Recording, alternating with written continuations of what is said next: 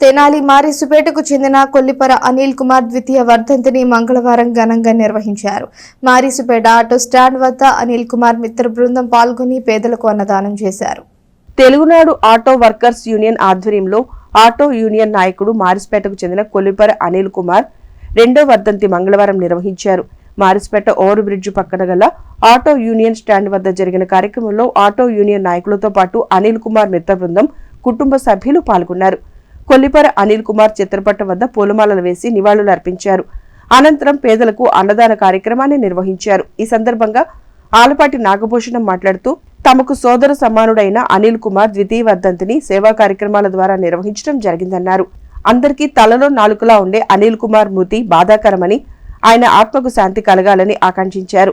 గత ఏడాది మాదిరిగానే ఈ సంవత్సరం కూడా ద్వితీయ వర్ధంతి సందర్భంగా అన్నదాన కార్యక్రమాన్ని నిర్వహించడం జరిగిందన్నారు. కార్యక్రమంలో ఆలపాటి నాగభూషణం, కోగంటి గిరి, కామిని సతీష్, ఎర్రమాసు శ్రీనివాసరావు, సిహెచ్ శ్రీను, ఉప్పలపాటి దుర్గా, చెండుపాటి శ్రీను, పలువురు ఆటో యూనియన్ నాయకులు, మిత్రులు పాల్గొన్నారు. కొల్లిపర అనిల్ గారి రెండో వర్ధంతి సందర్భంగా ఈ ఆటో స్టాండ్లో తెలుగునాడు ఆటో యూనియన్ ఆధ్వర్యంలో మా తమ్ముడు కొల్లిపర అనిల్కి రెండో వర్ధంతి సందర్భంగా ఈరోజు అన్నదాన కార్యక్రమం జరుగుతుంది. పోయిన సంవత్సరం కూడా చేశాము.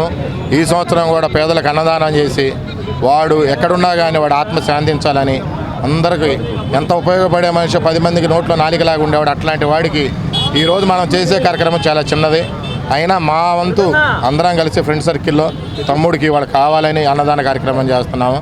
వాడు ఎక్కడున్నా కానీ మనశ్శాంతిగా ఆయురారోగ్యాల పైన ఉన్నా కానీ దేవుడు చల్లగా చూడడానికి వాడిని ఆడి కుటుంబాన్ని చల్లగా చూడడానికి కోరుకుంటూ ఈ కార్యక్రమం జరుగుతుంది. దీంట్లో తెలుగునాడు ఆటో యూనియన్ సభ్యులు కానీ, మేమందరం మారిసుపేట కానీ, మేము ఎడ్లపల్లి నుంచి కానీ మేమందరం వాడికి మా తమ్ముడిని గుర్తు చేసుకుందామని ఈ సంవత్సరం కూడా చేస్తున్నాం.